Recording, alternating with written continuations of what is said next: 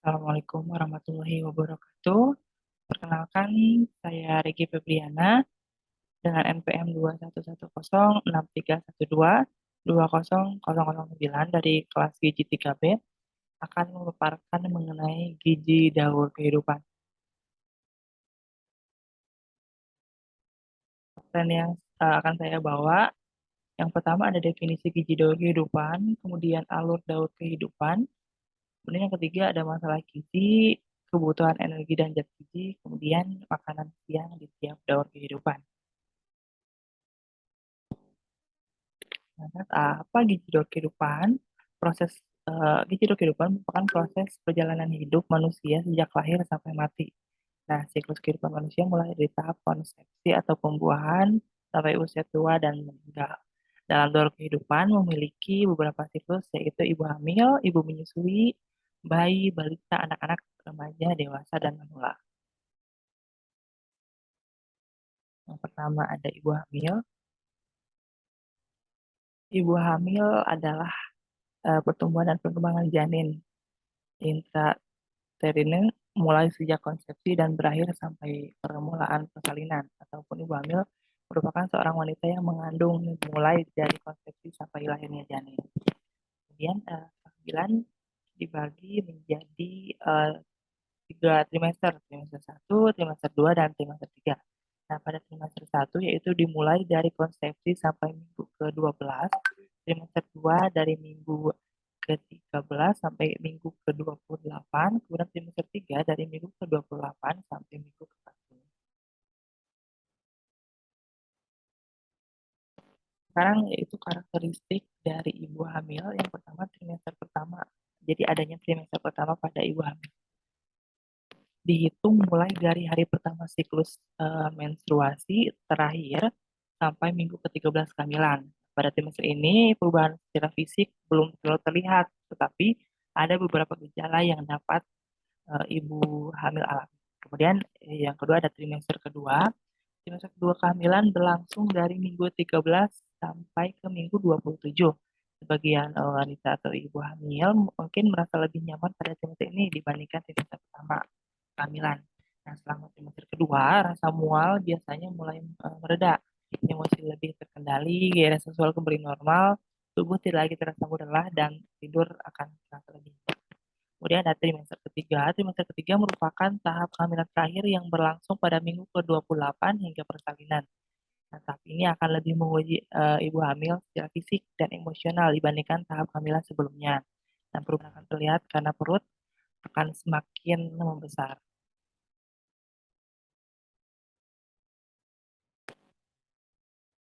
Kemudian masalah gizi yang dialami oleh ibu hamil pada umumnya. Yang pertama ada anemia. Nah, penyebab utama anemia itu anemia kurang besi adalah makanan yang dikonsumsi kurang mengandung zat besi, terutama dalam bentuk besi atau heme. Nah, faktor sosial ekonomi juga sebenarnya berpengaruh terhadap terjadi anemia pada kehamilan ini, yaitu anemia besi. Kemudian ada gangguan atau gangguan akibat kekurangan yodium, kurangnya asupan makanan dan penyakit infeksi. Nah, kemudian ibu hamil yang asupan makannya cukup tetapi menderita sakit akan mengalami gizi kurang. Nah, adapun ibu hamil yang asupan makannya kurang, maka nantinya itu daya tahan tubuh akan melemah dan akan mudah terang penyakit. Yang ketiga ada kekurangan energi kronik. Nah, penyebab utama dari ya, pada ibu hamil itu sejak sebelum hamil, ibu sudah mengalami kekurangan energi ini. Nah, karena kebutuhan orang hamil lebih tinggi dari ibu yang tidak dalam keadaan hamil. Nah, kehamilan menyebabkan meningkatnya metabolisme energi. Nah, karena itu kebutuhan energi dan zat gizi lainnya meningkat selama hamil. Kemudian kebutuhan energi dan zat gizi. Jadi pada wanita hamil itu karena emang ada trimesternya, jadi energinya itu ditambah 180 dari biasanya. Kemudian di trimester kedua ditambah 300, kemudian di trimester ketiga ditambah 300 juga. Proteinnya pun di trimester pertama itu ditambah 20 dari kebutuhan yang seharusnya. Kemudian di trimester 2 juga ditambah 20, di trimester 3 ditambah 20. Kemudian lemak dari kebutuhan biasanya itu 75, eh, di trimester pertama itu ditambah 6, kemudian di trimester kedua ditambah 10, di trimester ketiga ditambah 10 juga. Karbohidrat ditambah 25, di trimester pertama, di trimester kedua ditambah 40, dan di trimester ketiga ditambah 40. Kemudian serat di trimester pertama itu ditambah 3, trimester 2 ditambah 4, dan trimester 3 ditambah 4. Kemudian buktinya tidak ada penambahan di trimester pertama. Nah, ketika trimester kedua ada penambahan yaitu 9. Kemudian di trimester terakhir atau trimester 3 itu ada penambahan 13. Kemudian yodium itu dari kebutuhan biasanya itu ditambah 70 di trimester pertama. Kemudian di trimester kedua juga sampai trimester ketiga kebutuhan yodiumnya itu sama ditambah 70.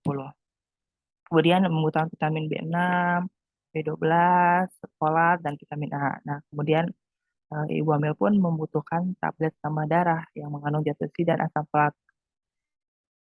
Yang diberikan itu minimal 90 tablet selama masa kehamilan. Kemudian makanan siang untuk ibu hamil rekomendasinya itu sayur bayam. Sebenarnya bisa dengan makanan yang lain, namun saya di sini menyentuhkan sayur bayam karena ada banyak manfaat sayur bayam untuk kesehatan ibu hamil. Hal ini dikarenakan bayam memiliki kandungan potasium yang baik untuk ibu hamil sehingga bagus untuk perkembangan pada janinnya. Dengan selingan buah alpukat yang memiliki kandungan asam folat yang berguna untuk perkembangan janin juga. Untuk ibu hamil sekarang ibu menyusui merupakan suatu proses alamiah yang besar artinya bagi kesejahteraan bayi, ibu dan juga keluarga. Namun sering ibu-ibu tidak berhasil menyusui atau menghentikan menyusui lebih dini. Ibu menyusui itu pada umumnya menghasilkan yang namanya ASI. Kemudian ada karakteristik dari ibu menyusui. Yang pertama itu memproduksi ASI. Nah, memproduksi susu atau ASI itu untuk gizi pada bayi. Nah, jadi perempuan itu mempunyai sepasang kelenjar payudara, beratnya kurang lebih 200 gram. Saat hamil itu naik menjadi 600 gram. Dan saat menyusui beratnya bertambah mungkin menjadi 800 gram. Kemudian adanya perubahan fisiologis. Nah, organ reproduksi internal dan eksternal akan mengalami perubahan seperti keadaan selama hamil.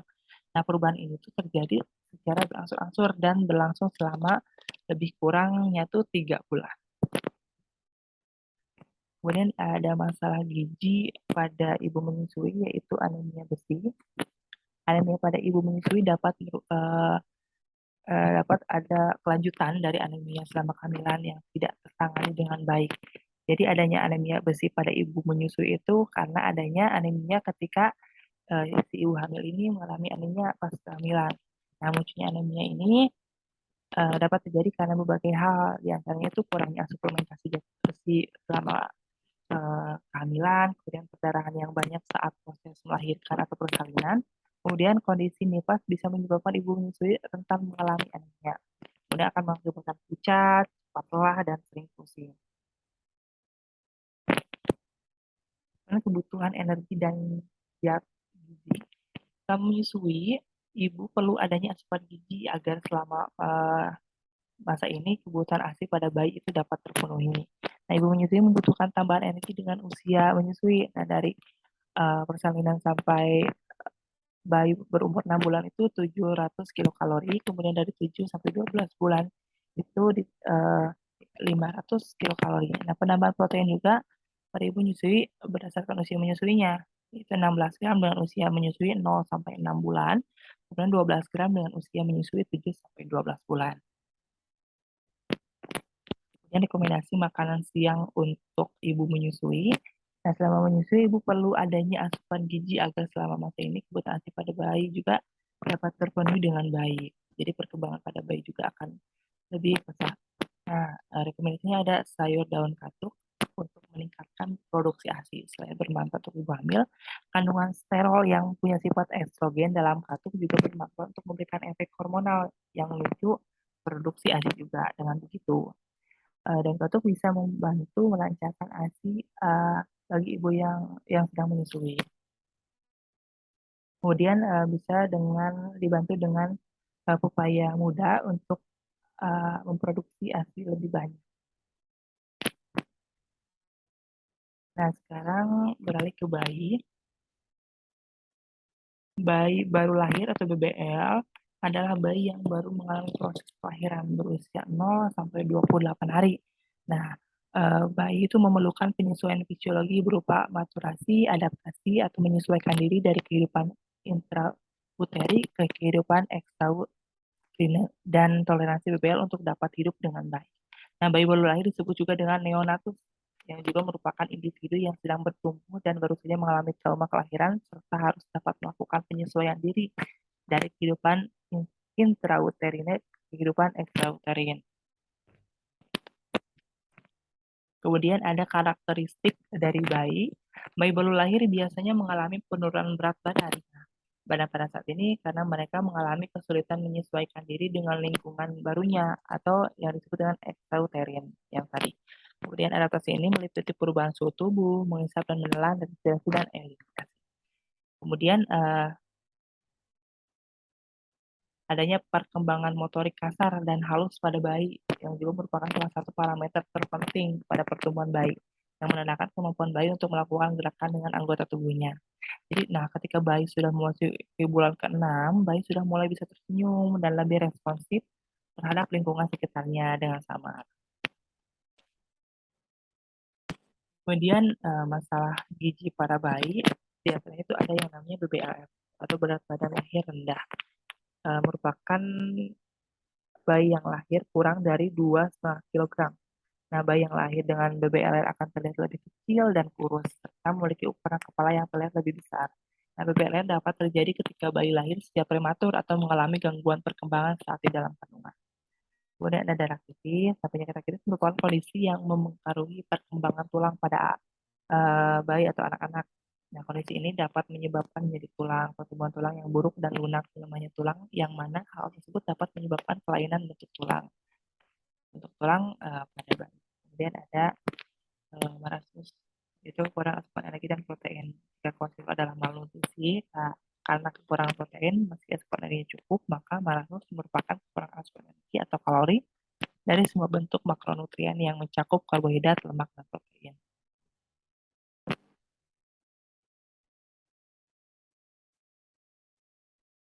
Nah, kebutuhan energi dan zat gizi pada bayi itu menyesuaikan atau berdasarkan bulan. Ya. Dari 0 sampai 5 bulan itu bisa dilihat dari layar,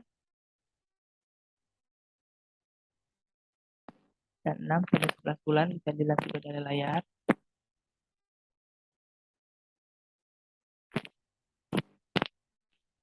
Nah, untuk rekomendasi makan siang bayi, karena bayi masih diberikan makanan yang itu berupa ASI, jadi dari 0 sampai 6 bulan itu pemberian makan siangnya tuh ASI eksklusif karena sistem pencernaan masih belum sempurna.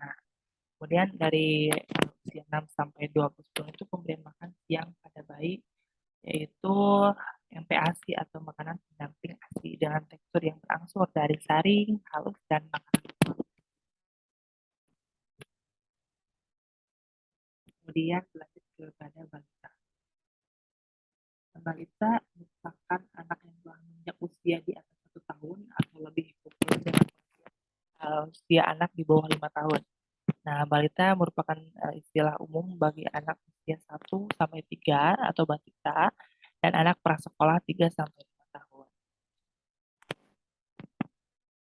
Ada karakteristik pada balita. Anak balita uh, adalah anak yang telah menginjak usia di atas 1 tahun atau lebih populer dengan pengertian usia anak di bawah 5 tahun.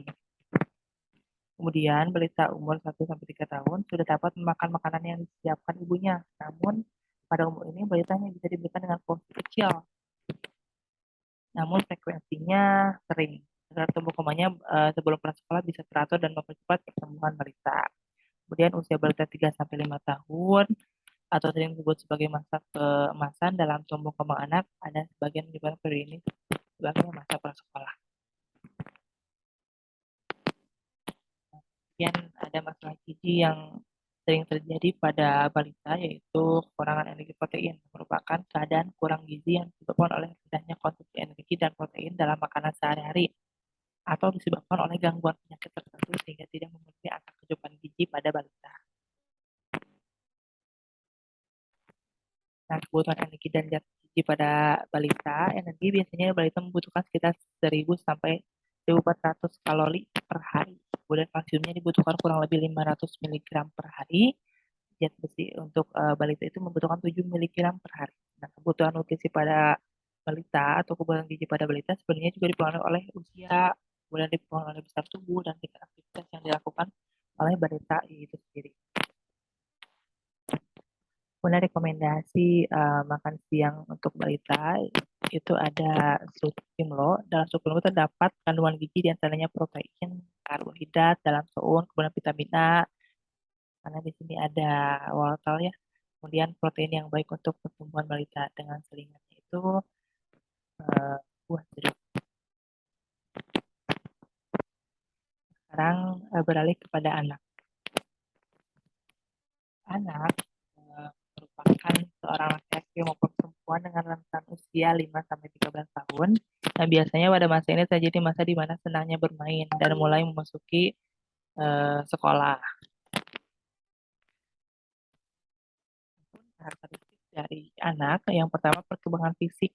Di sekolah dasar dapat meliputi proses pertumbuhan biologis seperti pertumbuhan tulang, otot, dan otak. Nah, usia anak 10 tahun, tinggi dan berat badannya akan mengalami pertambahan lebih kurang sebesar 3,5, baik itu anak perempuan maupun anak laki-laki. Kemudian berkembang secara psikososial dan emosional dengan kemampuan berpikir, mampu menampakkan kepercayaan diri, mampu berkonsentrasi yang cukup tinggi, dan mulai melakukan refleksivitas dalam berpikir. Kemudian anak itu berkembang secara kognitif dalam fase motorik, operasional, operasional, konkret, dan fase operasional formal. Kemudian masalah gizi pada anak, di antaranya itu ada kekurangan vitamin A atau KVE, adalah keadaan di mana simpanan vitamin A dalam tubuh berkurang dengan gejala awal kurang dapat melihat pada malam hari atau rebus kerja. Selain itu, gejala kekurangan vitamin A adalah menurunnya kadar serum retinol dalam darah. Kemudian ada gangguan akibat kekurangan yodium, yang mengakibatkan gangguan pertumbuhan seperti pembesaran kelenjar tiroid dan keterbelakangan mental seperti tingkat kecerdasan anak yang menurun. Kebutuhan energi dan zat gizi pada anak, energinya itu dibutuhkan sebanyak 1.650 kilokalori per hari, kemudian proteinnya 40 gram per hari, lemaknya 55 gram per hari, karbohidratnya 250 gram per hari, seratnya 23 gram per hari, dan airnya 1.650 ml per hari. Nah, selain kalsium, mineral lain seperti zat besi dan zinc juga sangat penting dalam masa pertumbuhan, baik anak laki-laki maupun anak perempuan. Nah, kebutuhan gizi anak usia sekolah membutuhkan lebih banyak zat besi karena masa aktif-aktifnya. Kemudian rekomendasi makan siang anak. Nah, ada sup ayam yang terdiri atas daging ayam, sayuran seperti wortel, buncis, kubis yang mengandung vitamin dan mineral yang sangat berperan dalam fungsi imun tubuh. Nah, sayur yang diolah secara rebus seperti pada olahan sup ayam mengandung vitamin A, vitamin C, vitamin E, seng, dan zat besi yang begitu berperan dalam pendukung daya tahan tubuh. Dengan selingannya itu ada bubur kacang hijau yang kaya akan serat. Kemudian ada remaja. Remaja berlangsung dari usia 12 sampai 21 tahun dengan pembagiannya itu dalam remaja. Yang pertama masa remaja awal atau early adolescent, umurnya itu 12 sampai 15 tahun. Kemudian masa remaja pertengahan itu middle adolescent dengan rentan umur 15 sampai 18 tahun. Kemudian remaja terakhir dengan rentan umur 18 sampai 20 tahun. Karakteristik pada remaja, pertumbuhan meningkat cepat dan mencapai puncak kecepatan. Nah, pada fase remaja awal, yaitu umur 11 sampai 14 tahun, adanya penonjolan payudara pada remaja perempuan, kemudian pembahasan testis pada remaja laki-laki, dan pertumbuhan rambut ketiak atau rambut pubis. Kemudian pada remaja mulai adanya ketertarikan teman sebaya, ditunjukkan dengan penerimaan atau penolakan. Remaja juga mencoba berbagai peran, mengubah cita diri, kecintaan pada diri sendiri meningkat, kemudian mempunyai banyak fantasi kehidupan atau idealistik. Kemudian masalah gizi pada remaja, pada umumnya biasanya ada anemia, di mana kondisi ketika tubuh kekurangan sel darah merah yang sehat atau ketika sel darah merah tidak berfungsi dengan baik akibatnya, organ tubuh tidak mendapat cukup oksigen sehingga membuat penderita anemia pucat dan mudah lelah. Kemudian adanya obesitas. Nah, pada remaja, obesitas menjadi salah satu masalah pada remaja karena pada tahap ini remaja memiliki nafsu makan yang tinggi dan sebagian remaja tidak mengontrol apa yang dimakan sehingga nantinya itu akan menimbulkan obesitas. Nah, kebutuhan energi dan zat gizi pada remaja. Nah, remaja putih membutuhkan sekitar 2.200 sampai 2.500 kilokalori per harinya. Sementara itu, remaja putra membutuhkan sekitar 2.400 sampai dengan 3.000 kalori per hari. Selain itu, remaja juga membutuhkan protein, lemak, karbohidrat sebagai asupan zat gizi lainnya. Kemudian rekomendasi makan siang untuk remaja itu ada tumis kangkung dan nasi.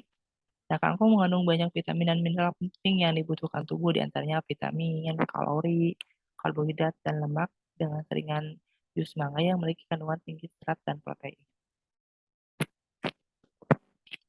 Sekarang ada dewasa.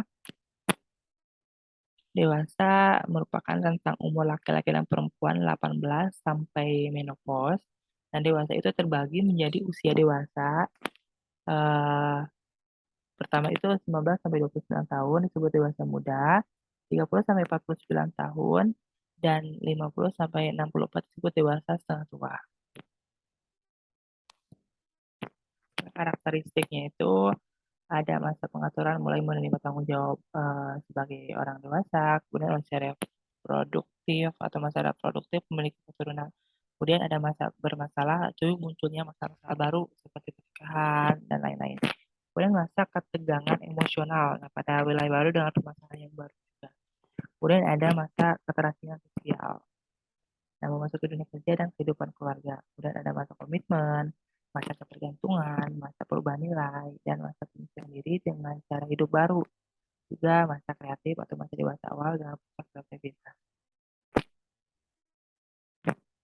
Dan ada masalah gizi pada dewasa pada umumnya yaitu kurang nafsu makan atau tidak minat terhadap makanan, kemudian kelelahan, mudah tersinggung, kemudian selalu merasa dingin, radang lemak dan massa otot, atau berat badannya menunjukkan juga lebih sering sakit dan lebih lama sembuhnya.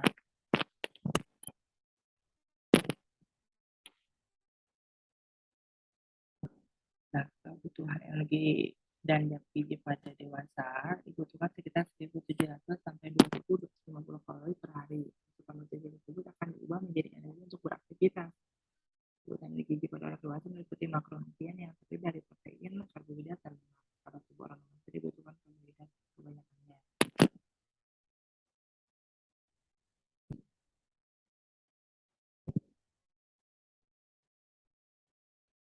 Kemudian rekomendasi makan siang untuk dewasa. Ada saus tempe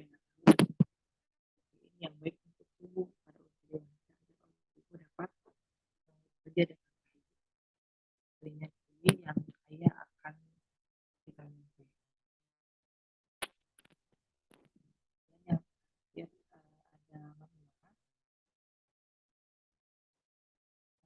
atau lanjut usia itu merupakan seorang yang telah memasuki usia 60 ke atas. Lanjut usia mengalami berbagai perubahan secara fisik, mental maupun sosial. Perubahan yang bersifat fisik antara lain adalah penurunan kekuatan fisik, stamina, dan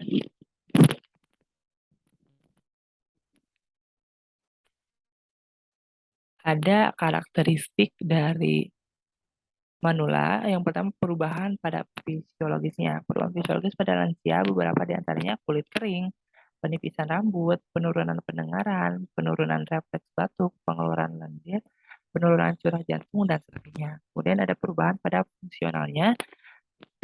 Itu terjadi pada lansia biasanya berhubungan dengan penyakit dan tingkat keparahannya yang akan mempengaruhi kemampuan fungsional dan kesejahteraan seorang lansia. Kemudian ada perubahan kognitif. Nah, gejala gangguan kognitif seperti disorientasi, kehilangan keterampilan, berbahasa dan berhitung, serta penilaian yang buruk bukan merupakan proses penuaan yang normal. Kemudian ada perubahan psikososial. Nah, semakin panjang usia seseorang, maka akan semakin banyak pula transisi dan kehilangan yang harus dihadapi.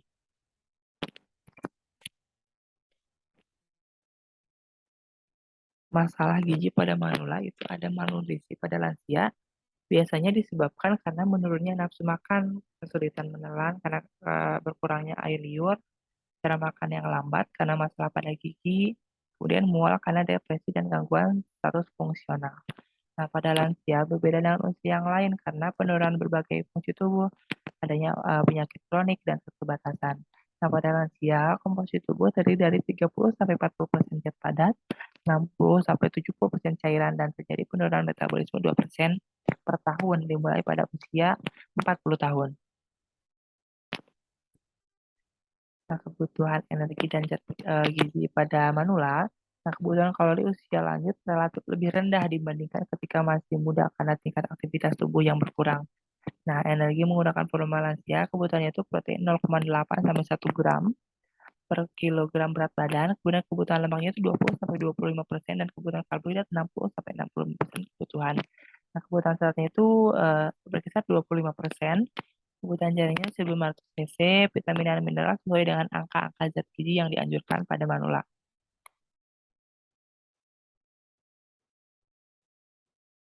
Kemudian rekomendasi makan siang untuk manula. Pada makan siang manusia sebenarnya harus disesuaikan dengan kebutuhan. Nah, difokuskan pada pembunuhan makanan yang mengandung protein dan lemak yang cukup agar keseimbangannya tetap terjaga. Nah, dengan diberi selingan buah nangka yang kaya akan antioksidan yang baik untuk melindungi sel-sel dalam tubuh. Baiklah, itulah pemaparan yang dapat saya sampaikan. Saya Regi Febriana, terima kasih. Mohon maaf atas segala kekurangan. Wassalamualaikum warahmatullahi wabarakatuh.